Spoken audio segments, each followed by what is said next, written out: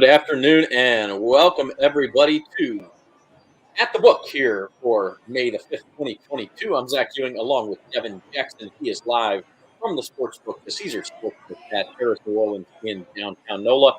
We will be joined a little bit later by Jim Derry. That's good. That's a good way to start the show right there. Yeah. I don't know what that was. Yeah, somebody was, or a group of people were cheering. I think it was over at the poker table. So. All right. Yeah, when I was playing poker in Caesars Palace last week, and there was a woman on a slot machine, like right around the corner, who would go, woo, like every 30 seconds.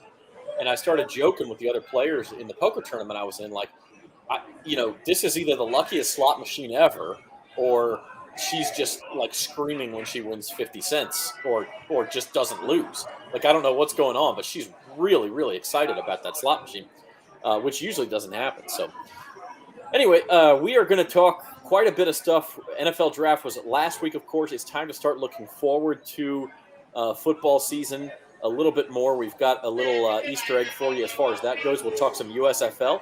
The Kentucky Derby is in a couple of days. This is a sports betting show. You can bet we're going to talk some Kentucky Derby. And we also have NBA playoffs going on, Devin. Yeah, fun night of NBA playoffs last night. I think the 76ers are just flat out outmatched without Joel Embiid. I think even with him in the lineup, I just don't think they can beat this Heat team. But last night it was fun to watch the Mavericks and Suns go at it. The Suns seem like they're once again the best team in the NBA at the current moment after struggling with the Pelicans in the first round. So it's been interesting to watch how these second round matches have unfolded. And I think really outside maybe the Celtics and Bucks, I think we pretty much know who's going to win each series at this point. It seems like that maybe the Grizzlies can give the Warriors a run. I think that's the other one. We'll look at some series odds here in a second, but that's the other one that may be in some doubt. But yeah, Celtics Bucks is the toss up, and look, that one's going to be terrific. 5 games. They shift to Milwaukee. There's no NBA playoff action tonight, by the way. It's like a rare off day. Usually don't get those until late in the conference finals, but no NBA playoffs tonight. Like to remind you a couple of things, and we will get to some picks of the day too, James, later on in the show for MLB. I don't know that we have any NHL picks, but I will tell you some of the series picks that I bet earlier in the Stanley Cup playoffs. First of all, I want to let you know that we are brought to you by Caesars Sportsbook and brought to you by Tulane Doctors. Innovative research, inspired patient care. Visit TulaneDoctors.com. And we appreciate their sponsorships. And of course, like to remind you, too, you can sign up for the Caesars Sportsbook app if you haven't done so already. And you will get an $1,100 insured bet on your first bet. If you're a new sign-up, first bet insured up to $1,100. You can bet on one of the NBA playoff games tomorrow night. If it loses, you get all that money back. You can go bet it again then on 20 other bets or all on one bet or whatever. You basically get another chance with all that money. And so to do that, go to NOLA.com/Caesars and sign up for the Caesars Sportsbook app. While we wait for Jim Derry, let's take a look again at those NBA series prices, Devin, what we were just talking about. And this is really what you're saying, especially the Suns and the Heat. Heavy favorites at this point. And the Suns, I mean, listen, at least so far, it's only been 2 games. They're having a much easier time of it with Dallas than they did with the Pelicans. Well, I think it's because the Pelicans had so many dynamic young athletes on the court, and not to say the Mavericks don't, but when most of your offense runs through Luka Doncic like it does for the Mavericks, it's a little bit easier to game plan versus having to worry about Brandon Ingram, CJ McCollum. Plus, the Pelicans had a serious rebound advantage over the Suns, so they're able to beat them up on the boards and beat them up down low. Whereas the Mavericks just don't have the same type of athletes and length to deal with the Phoenix Suns, and frankly, no one to guard Devin Booker as opposed to the Pelicans. Yeah, and that's what I was going to say. The other side of the ball, I think, is equally as important. Dallas just doesn't have perimeter defenders. I mean, maybe it speaks to the greatness of Luka that they have been this good this year and that they've made it this far when you look at their supporting cast, Jalen Brunson's had a very good year, but again, not a lockdown defender. They brought in Spencer Dinwiddie, okay defensively. I'd have to look at his metrics, but I don't think he's a lockdown defender by any means. And if you're the Suns, I mean, you look in that fourth quarter, they were just going after Luka because it's a hole in his game to begin with, and then I think he's dog tired by the end of three quarters trying to carry the team on the other end of the floor. Yeah, we've seen situations like that with other superstars in past playoff series where you got to do so much on the offensive side of things. And to some degree, that's what happened when CJ McCollum and Damian Lillard played together for Portland. They would just tire them out, especially when they played the Warriors. Steph and Clay would just run around and kind of tire them out and force them to play defense along with their offensive repertoire. So I think for the Mavericks, they're just running into a buzzsaw. I think I think they'll be able to capture at least one game in this series, but I think the Suns know what they need to do, and now that they've put got past the Pelicans in a tough matchup for them, I think now they're looking forward to maybe facing the Grizzlies or the Warriors in the next week or two. Yeah, it feels a little bit like a gentleman's sweep, doesn't it? Like Dallas is going to get one in Dallas, and Phoenix will go back and finish this thing up in Game 5. The other series here, you talked about the Heat, big favorites. Warriors are minus 330 right now. They did get one game in Memphis. Obviously, that means Memphis has to win a road game to earn home court back. Do you see that, Devin? I mean, is that a possibility for Ja Morant to come up big on the road? It's possible, but we know how difficult it is to win games at Golden State in the playoffs. They've made several deep runs in the Steve Kerr era, and I just worry about for them as a young team. You get behind Golden State at Golden State, it's going to be very hard to climb out some of the holes they built when they were playing at Memphis. So I worry a little bit about their lack of experience and how much they struggled against the Minnesota Timberwolves. And if it wasn't for the Timberwolves getting in their own way, they might have had a Game 7 in that series as well. I mean, Minnesota had the lead in 5 of those 6 games in the fourth quarter. I mean, games forget Game 7, Memphis could have been out in that series. They came up clutch. You got to give them credit, but they certainly did not dominate that series. And then we talked about the Celtics and the Bucks. I mean, what a great series! I have a lot of futures bets on the Celtics. I'm hoping they pull through, but they're in the same boat. They lost a game at home. They're going to have to get one in Milwaukee out of these next 2, or they're going to be coming back home in a big hole. Yeah, I think this feels like a 7-game series. It's just a tough series for both teams because on one hand, you know what you're going to get from Milwaukee and Giannis Antetokounmpo, but in Game 2, they did a really good job defending him and forcing other people to beat them.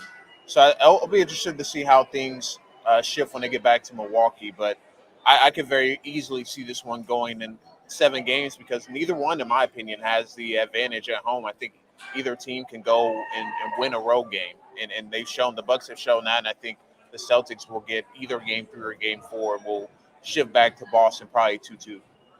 Yeah, and I mean, I personally think whoever wins that series is going to the finals, and I think it's going to be against Phoenix. That's no disrespect to Miami. That's no disrespect to Golden State. Those teams can obviously win. Memphis is still alive.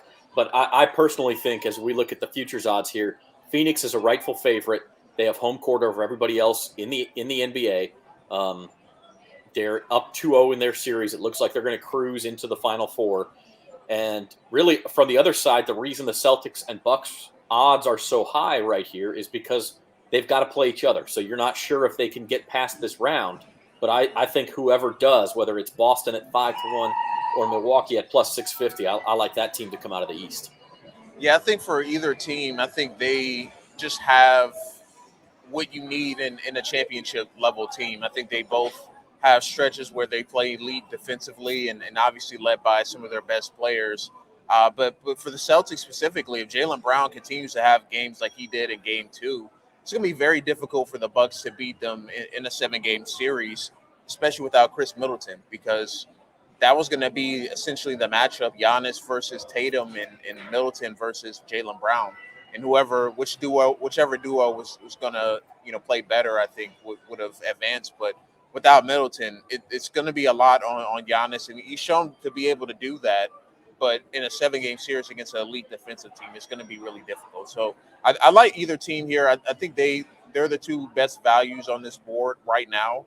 I think the Heat are a decent value, but I just don't know if they're going to be able to beat Miami or Milwaukee when it comes down to it next round. Yeah, and that's the thing is, I mean, look, if Boston wants to play 7 long games, maybe Miami. I'm sorry, Boston and Milwaukee play 7 long games. Maybe Miami gets rested, and that plays a factor. They've got home court, so I don't want to discount them.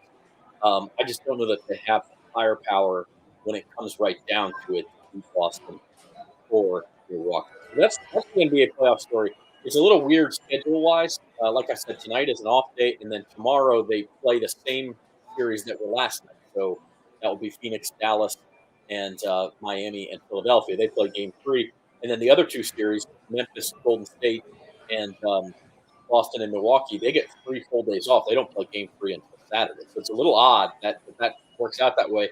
And honestly, maybe that helps Milwaukee. Maybe Chris Middleton can. Now we know he's not going to be back for Game 3 or 4, but just the extra days off, maybe they pile up, and by Game 5 or 6, maybe Milwaukee gets Chris Middleton back.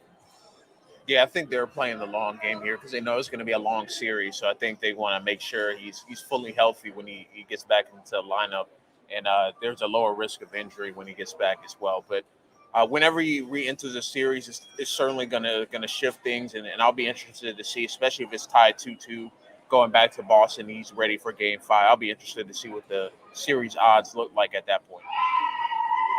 You're watching At the Book here on bet.nola.com. Zach Ewing and Devin Jackson. We are brought to you by Caesars Sportsbook and Tulane Doctors. We welcome into the show Jim Derry, who's making just a fashionable entrance here.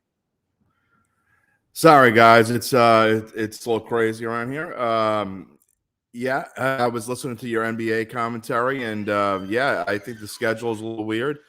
I wondered about that myself, and I do wonder if it favors Memphis a little bit. I mean, Milwaukee as well. We'll see what happens. Maybe it's because of the cross trip. I don't know, but I think that schedule was already made, so I don't know that it matters who was in there. So. I mean, Boston, Milwaukee is not a long trip, so yeah, that's true. That's true. I don't know. So I don't know what the reasoning is there, but we've done pretty well. I mean, not to toot our own horn, but I will anyway. I think us as a staff, we've done pretty well with the NBA playoffs thus far, and hopefully we can continue doing that. We've had some nice picks and a hot start to May, and I hope we can continue that. Well, on that note, James had asked earlier if we had any MLB or NHL picks for this evening. I'm glad people are asking. They want to know what our picks are. Yeah, he's got a little bit of an itch with no NBA playoffs, so we got to scratch that itch. Spencer Urquhart, who's not with us on the show today, but he did our best bets for today, and he actually is playing a couple of MLB over-unders. So that's a new avenue for us, and one of them is really low. It's one of those lines that's so low that you're almost scared, but maybe that's what they want you to think. Mariners raise under 6.5 at even. Your M's can't score.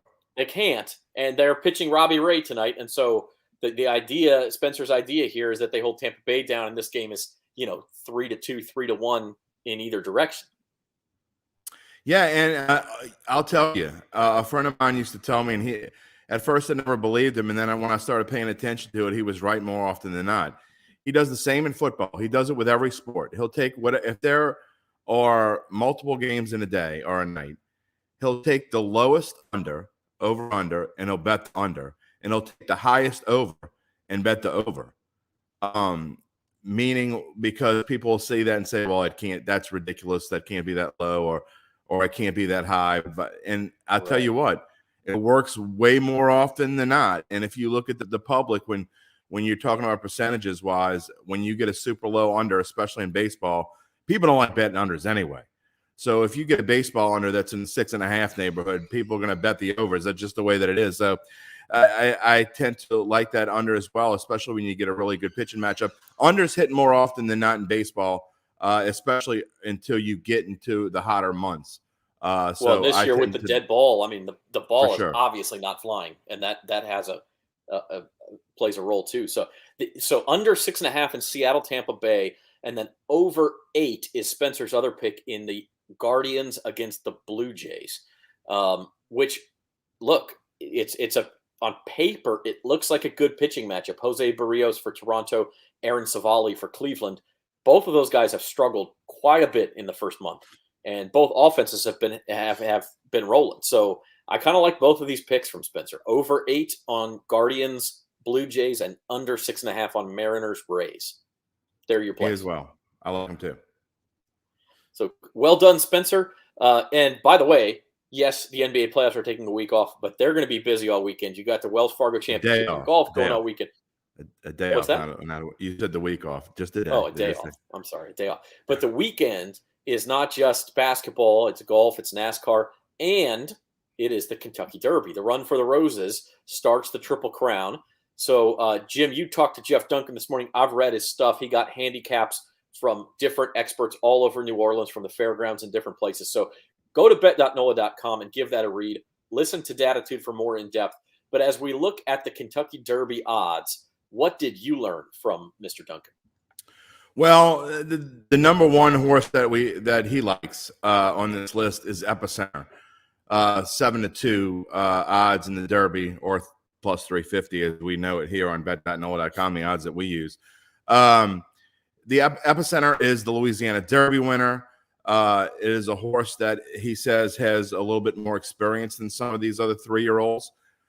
So he really likes that. And then he likes Taba as well. Taba is a horse that is kind of the opposite, doesn't have a ton of experience, but is really up and coming horse, a horse that is really looked well, won at Santa Anita, and loves that horse as a 12-1 shot. And then another horse that he wants to put in to his little mini trifecta is Zozos, who came in second at the Louisiana Derby, and a horse that actually beat Epicenter earlier on, I believe last year at some point. Now, none of these horses have raced in a distance of this long, 1.25 miles. So it's a little bit interesting of a race. And it's always interesting to see which one of these ones are going to come out. Zandon, is the favorite. But to me, Kentucky Derby, it's hard to, when you're picking a favorite, it doesn't matter as much in the Kentucky Derby as it does in the Preakness and the Belmont, because you already have that Kentucky Derby winner, and you see how these horses fared in a little bit longer races, and now they're a little bit more experienced. So the Derby to me is fun, because not only because of the festivities that go around Churchill Downs, but because it's oftentimes a crapshoot. And if you follow some of these guys, and that's why going and reading the blog that we have on bet.nola.com that Jeff posted, and then we're going to talk at length at Datitude. Well, we did talk at length this morning. It was taped, and it'll be aired tomorrow morning. And he goes into detail about some of these horses and the play, and if you've never been to Churchill Downs and what Louisville's like this week, and all those fun things. So it's one of my events that is on my bucket list. I got to do NFL draft last week with you, Zach.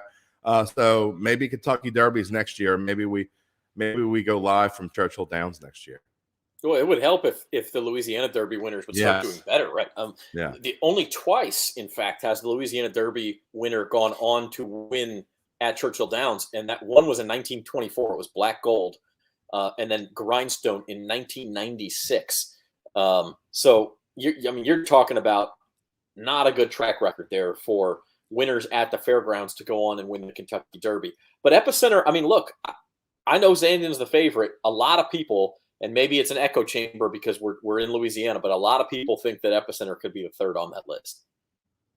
And he points out that Louisiana Derby winners haven't won at the Kentucky Derby, but only twice. However, he says they have been a major factor in the race the last 15 to 20 years. He talks about that extensively and says there have been plenty of seconds. There have been seconds and thirds in the same year. So he said that and if you notice that the Louisiana Derby was upgraded not long ago from a tier 3 race to a tier 2 race. So it is gaining traction. The horses that compete at the Kentucky Derby, the Louisiana Derby, are becoming more in the mainstream, and more. That's why you see Epicenter is the second leading horse on the list. So he does like the two horses especially, and he's been talking about Zozos for a couple months now. So I'm definitely going to put a little change on Zozos, at least to maybe place or show.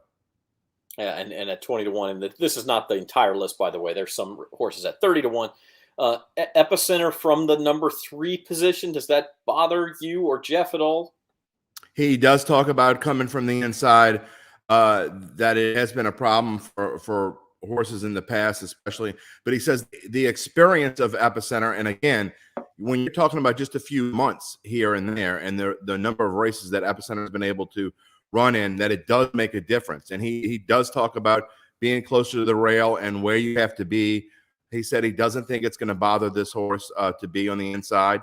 But he did take that into account. But he said he likes Taba because Taba's a closer. So that's another horse that we should be watching out for. And Tabor is got a much better position at 12. Being a closer, you can be on the outside a little bit, get away from the pet. Well, not necessarily the outside, more outside than towards the inside at 12. But still, Taba's in a good position to where, as a closer, can finish the race. So I'll definitely be putting something down on that, and I'll be putting a little box trifecta action on Epicenter, Zozos, and Taba. All right, so if you want more Datitude tomorrow morning, or you can look right now on bet.NOLA.com, and Jeff Duncan has his picks, but he also has analysis and selections from guys who really, really know the sport of horse racing. Yes. Tom Amos, who's a nationally known trainer, and he's an analyst on FS1, New York Racing Association. Mike DiLiberto, who is the odds maker at the fairgrounds. Patrick McGoey. Tim Rice, let's see, is that everybody? And Chad Scheck-Snyder. So you are getting info from guys who know if you go and read Jeff Duncan's compilation of these analysis. And you're also hear something that I didn't know about Jeff is he split a ticket, I think about a year ago, won $108,000 on one ticket with a Pick 5 tournament that he was in, and yeah, pretty interesting. I'm going to make a note to myself the next time I'm out to dinner with Jeff to ask him to pick up the check. I guess he's our horse racing's Uncle Big Nick.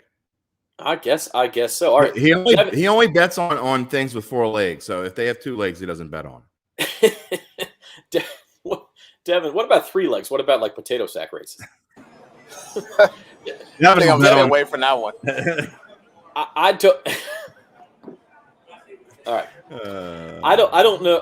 I gave a specific example. Okay, Devin. I don't know a whole lot about horse racing. What about you? Are you picking names here, or what's your strategy when you're betting on the Derby? I've never bet on the Derby, so I don't know if I'm a good person to ask here. But I do end up watching every year. It's also my bucket list of place to go, just to be there and say I was there. It's one of the cooler, like, non-major sports that, events that happens every year, and you see big stars always go to it. So I don't know if I'm going to pick anything on this list because I have little to no knowledge about any of these horses. Pick your favorite name, man. Come on, you got to have a bet on the Derby. I'll go with number 12. It was at Taba? Taba. It's Taba. Taba. I'll go with Taba. I'm going to go with Cyberknife because that sounds like something my 9-year-old would name a horse. Cyberknife. Well, the experts do say, Zach, they say, have fun with it. Go with the name you like, go with the color you like, go with the number you like, whatever it is. Have fun with it. And it really, unless you're an expert on the Derby, and, people like to go and bet too much on things they don't know about. Don't bet a lot. So be responsible and just have fun with it. But yeah, go make a little bet. If you like a name, go bet on it. Go bet $3 on whatever to win. At the horse racing, at the track, you can go buy $2 tickets, right? So one thing people do just in their family is that just everybody throws in $2 or maybe it's just $1 or whatever. And you all get a horse. Maybe you even just draw names. You don't even have to pick one. And then whoever's horse wins or finishes highest or whatever, you get the pot, and it makes it fun. It makes those 2 minutes that much more exciting. So it's just kind of a fun way. You have your mint julep, you wear your fancy hat, and you have your day on Saturday. Mom has her day on Sunday. It all works out. I've still never had a mint julep ever. I haven't either, and they don't. Not there, not anywhere. Don't sound that good to me, dude. You look at the recipes for them, and you're like, if I went to Churchill Downs, I would have one just to say that I did. But it tastes. It almost sounds like alcoholic toothpaste, like you'd be drinking mouthwash. I don't know. What about you, Devin? You had a mint julep? Never had it. All right. Well, look, I'm telling you, next year this time we're going to be thanking Tulane Doctors again for sponsoring our trip to Louisville for the Churchill Downs, and I'm thanking them ahead of time. Tulane Doctors, thank you. You're trying to speak it into existence. I like it. And by the way, if you haven't been able to tell from the last 5 minutes, we are as uncultured as it gets. So we need to go to Louisville and get a little culture. We didn't get any in Vegas. No, well, that's a totally different kind of culture. All right, so let's end the show here at the book brought to you by Tulane Doctors and Caesars Sportsbook with a little football talk. First off, the New Orleans Breakers suffered their first loss in the history of the new history, the history of the New Orleans Breakers, losing to Birmingham on Sunday. They got knocked around a little bit in that game. They did, go ahead, Devin. Go ahead. I was going to say it was a physical game. I think these two teams are going to be still one of the two best teams in the USFL. But they ran to a buzzsaw on what was that, Saturday? So I'll be interested to see how they bounce back. But their offense didn't look as explosive as they did the first couple of weeks. No, they could not protect at all. Now, one thing you'll tell from the odds is that it seems like the best teams in the USFL are all in the South, in Birmingham, New Orleans, and Tampa Bay. And then there's only 8 teams. There's 4 teams in the North, 4 in the South. The other team in the South that's not in that triumvirate is the Houston Gamblers. And we have a soft spot for the Gamblers in our heart just because of their name. But I don't think they're very good. And the Breakers, this is as big of a favorite as they've been all year. 4.5-point favorites over Houston on Sunday afternoon. Old people like me will remember that the Gamblers is where Jim Kelly got his start. So long before he lost 4 Super Bowls with the Buffalo Bills, he was losing with the Houston Gamblers. So hopefully we can the Breakers can go in there. Look, one thing I want to say about last week that was what was rough, and if you're getting into the USFL and you're looking to make a bet, one thing that was disturbing if you're a Breakers fan is that Birmingham defense is not very good. They've been able to score better than anyone else. So it's kind of a showdown of the Birmingham offense against the New Orleans defense. And the Breakers defense did okay. But man, they just not move the ball at all. They couldn't figure things out against a defense that really had been kind of messed around a little bit throughout the first two games of the year. We'll see if that changes going forward. But the Breakers need to get something going with offense because they most certainly have the best defense in the USFL. I mean, look, you can be talking about junior high football or the NFL or anything in between. If you have offensive line problems, you are in deep trouble. Yeah. And I don't know if it was just a specific matchup, if there was an injury. I mean, I'm not going to sit here and tell you I'm a USFL expert, but they were clear. I mean, just watching that game, it was a jailbreak every other down. I mean, they couldn't protect for anything. And they one thing they do is they like to go for it on 4th down, so that makes you watch. Well, maybe they should be the Gamblers then. I think they all do. I think that's different about the U.S. Devin, what do you think? I think it's new at the strategy that they're implementing. They don't have anything to lose. Some of these teams don't have anything to lose, so you might as well just go for it. And plus, special teams has been a rough patch for the USFL. So I think coaches are a little bit more comfortable going for it versus punting or kicking it away. The field goal kicking, Zach, has been awful. For all 8 teams. And it's like none of these kickers are going to ever do anything in the NFL. Not just the kickoffs, but they've been missing. I don't know how many extra points. I've seen more extra points, I think, missed in 3 weeks of watching the USFL than I've seen at all in watching, at least last year in the NFL.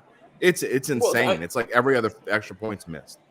But think about this now. Like last year when the Saints lost Will Lutz to injury, they tried out Brian Johnson. They tried out Cody Parkey. Brett Maher finally came in and did okay, but he still was a liability. Like it's hard for an NFL team if you lose one of the best 30 or so kickers in the world. It's hard to find somebody. So now we're talking about the next level down, the guys who aren't NFL hopefuls yet or are done being NFL hopefuls. It's a mess. And by the way, I like the 3-point conversion. The Breakers were down 9 in that game. That's right. And it wasn't over yet. You could go for the 3-point conversion from the 10-yard line? From the 12. From the 12, okay. And so if you get a touchdown, one play from the 12, it's like 4th and goal from the 12. You get 3 points instead of 2. You can score 9 points. I'm going to say this, and I think you're going to agree with me on this one. The way that these kickers have been kicking, I think you're just better off going for 2 every time. I mean, it certainly changes the math on it.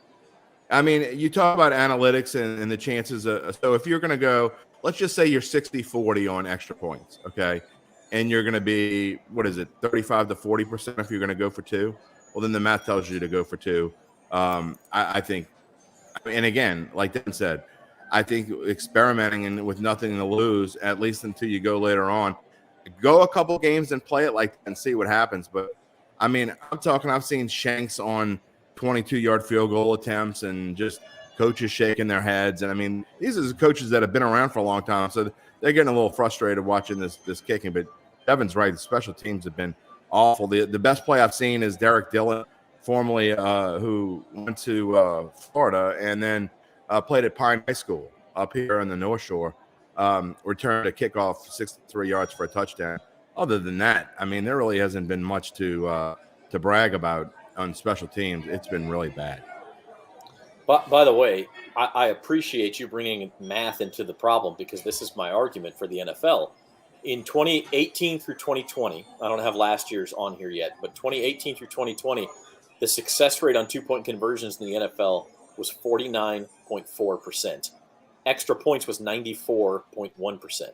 So if you do the math, and I'm not saying that you do it in every single situation, but you average more points per 2-point conversion than you do per extra point. Just saying. I don't think that's right. I've got it right here. Like I said, disclaimer, I do not, this study I'm looking at was 2018 through 2020. It does not have last year in it.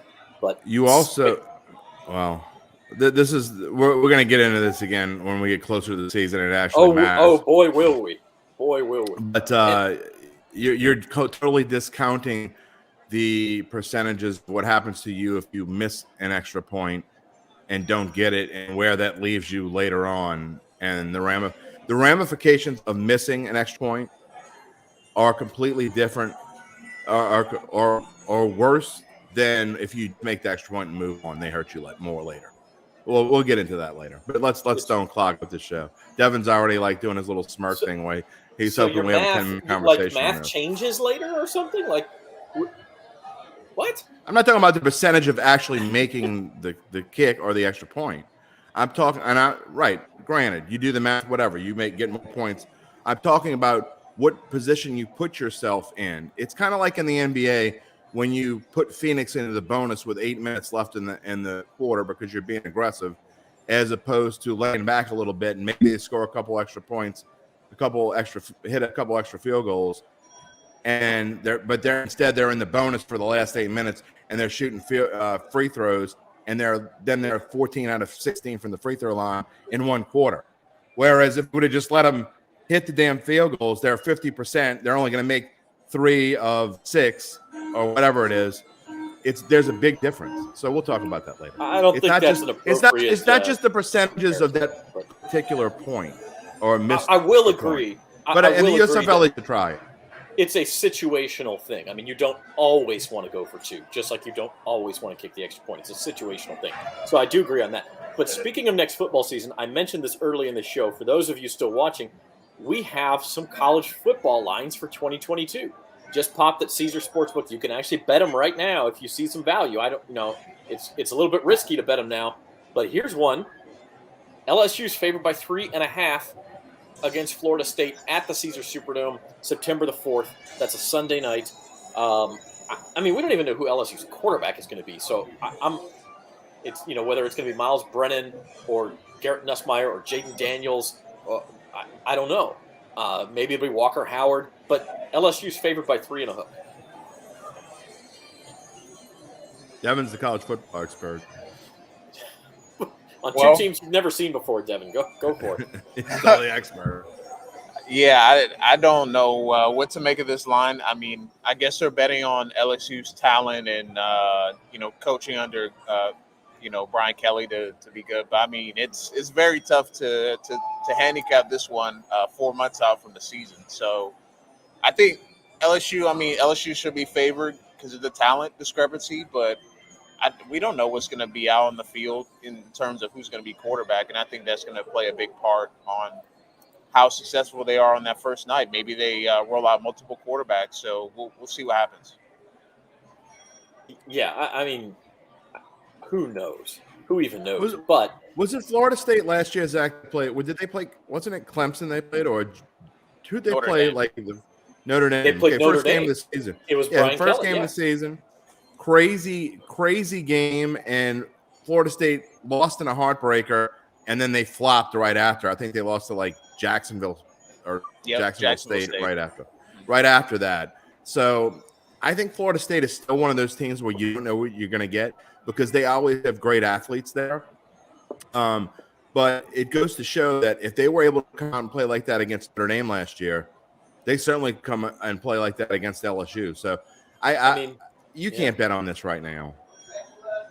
The only thing I'll say is if you think the line's moving one direction or another for whatever reason, and I'm not just talking about this game. I'll read some other lines here in a second. But if you think this line is moving one direction or the other, you can actually get 3-4 points of value now. But you better be right. That's the hard part. So LSU minus 3.5. That's at the Dome on Sunday night. Here are some other college football lines at Caesars. August 27th, this game is in Ireland. Nebraska minus 10.5 against Northwestern. Then the following week, another Big Ten game. Penn State minus 4 at Purdue. Pitt is minus 8.5 against West Virginia. Here's an interesting one because I don't know if you guys saw this story. Yeah, I don't know. But West Virginia was not very good last year. So here's an interesting one. I don't know if y'all saw this story about a couple of big bettors. One was at Caesars, and I don't remember where the other one. It was a different sports book, but they were 5-figure bets on Utah State to win the national championship. I did see that actually. No. Maybe they were 4-figure bets. Maybe they were for like $5,000. Was it Utah or Utah State? It was Utah State because it was like 150 to 1. I mean, Utah would not be that high because Utah won the Pac-12. Now, Utah State opens at Alabama. So if you think they're going to win that game, I guess they could get into the college football playoff. But so anyway, that's the backdrop. The line comes out today, or yesterday, I think it was, and it's Alabama minus 31. So I was going to say, it's like 150 to 1 for Utah State to win that game. And if they win that game, they would be, I suppose, theoretically in the national championship conversation. But if you think they're going to win the national championship, you better be Alabama. You better put your freaking house on Utah State plus 31. I mean, you at least think it's going to be a close game. I'm not. I guess. For that. Devin, but I mean, do you see a reason for that? I mean, you're the king of the Mountain West is Devin's territory. So let's hear what Devin has to say. I cannot back them up on this one. Look, Utah State had a great year. They beat. Did Jordan Love go back to Utah State or something? Would you bet on him if he did? No, I still would bet on him. I know Jordan Love. I like the guy, but I still don't know if I'd bet on him to win the national title. No, but Utah State, they beat Oregon State, so maybe they think they can make another jump. But I just can't imagine a scenario where they beat Alabama because they just do not match up with them position by position. Utah State is getting really good, and Blake Anderson has done a really nice job since he got there last year. But for them to go from winning I mean, they were even favored to win the Mountain West Championship. Everyone thought San Diego State was going to roll by them, so I will give them credit for that. But they're not anywhere near Alabama's level in terms of national championship. Yeah, can you bet on them to Can you bet on them to make I don't know the Holiday Bowl or something like that? I mean, well, that's what they played. They played in the Jimmy Kimmel Bowl last year. Okay, was that Jimmy Kimmel Las Vegas Bowl? Yeah, no, or that was in LA, I guess. Yeah, Los Angeles, LA Bowl. That's right. Yeah, I mean, get them all that stuff. I don't know, man, but so now I'm looking up their odds at Caesars, and they're 750 to 1. Maybe it was 1,000 to 1. I don't. None of this makes any sense. I would not put $1. I'm not, and me, I'll waste $1 on almost anything. Yes. I would not waste $1 on that. That's how that's not. It's not happening. I'm not. I just don't. I don't. Well, and even if they were to beat Alabama, a team like that with that schedule is going to have to win every other game all year. Well, not only Victory, that, too. then they're going to have to get into the playoff and beat another SEC team in the first round, Right. or potentially an Oklahoma or something. Well, not Oklahoma. Ohio 'Cause I don't think State. they're Yeah. going to be that I very mean, good. Something somebody, along these USC. lines. Yeah. Some.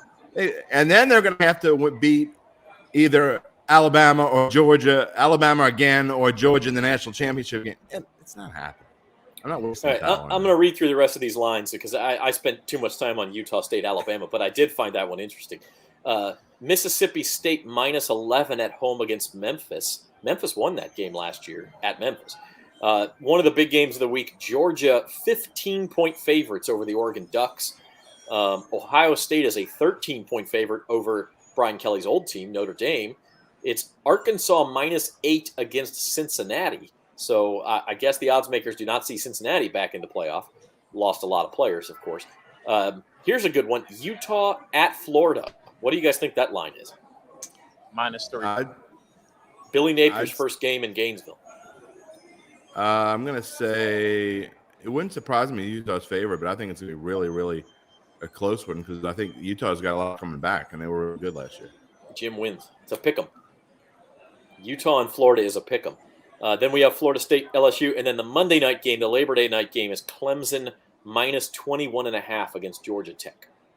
So, my dad's poor Yellow Jackets are not very good anymore. They haven't been good in a long time. well, and the weird thing about that is it's an ACC game, and Georgia Tech, I guess, gave up the home game to play at Mercedes-Benz Stadium, where there's going to be a lot more Clemson fans. It's like 10 minutes down the road. I was going to say it's a couple minutes down the street. It's only a couple miles, but it's also they probably open the tickets up, and there's more tickets, and Clemson fans are going to come down. And you could still go eat lunch at the Varsity and then go stumble over to the Mercedes-Benz Stadium. They are going to be rambling wreck, emphasis on the wreck by the end of that game. Dad joke of the day. That's some rough game ones for some of those teams. I mean, yeah, that's true. It is. That's rough. Yeah. Well, there'll be talk about how the SEC stinks if Utah beats Florida, and if LSU loses to Florida State, and the non-SEC, the hate SEC people will be in their glory. And then by the time that November comes, there'll be Alabama and Georgia again, and they'll be whatever. But let's bookmark these odds, because what will be interesting is to see how do they change over the next 3 to 4 months before we're actually playing these games, and see what changes. I mean, we don't even know the quarterback at LSU, for instance. We don't know how injuries will change things. So it'll be interesting. And then next week, we actually do have part of the NFL schedule. Caesars was going to come out with the lines for the NFL international games by the end of the week, I believe. I did see Saints-Vikings listed somewhere, can't remember where, with the Vikings favored by 1. And so we'll see some NFL lines coming out as well over the next week, and we'll talk about those too. Oh, well, the Vikings are going to be much better, and I think the Vikings very well could be the favorites to win the NFC North next year. They're my sneaky NFC North pick because I think the Packers are going in the wrong direction. You know what? Before we go, I promised James some hockey picks too. I did make a couple series hockey picks. I think the Florida Panthers come back and take out the Washington Capitals.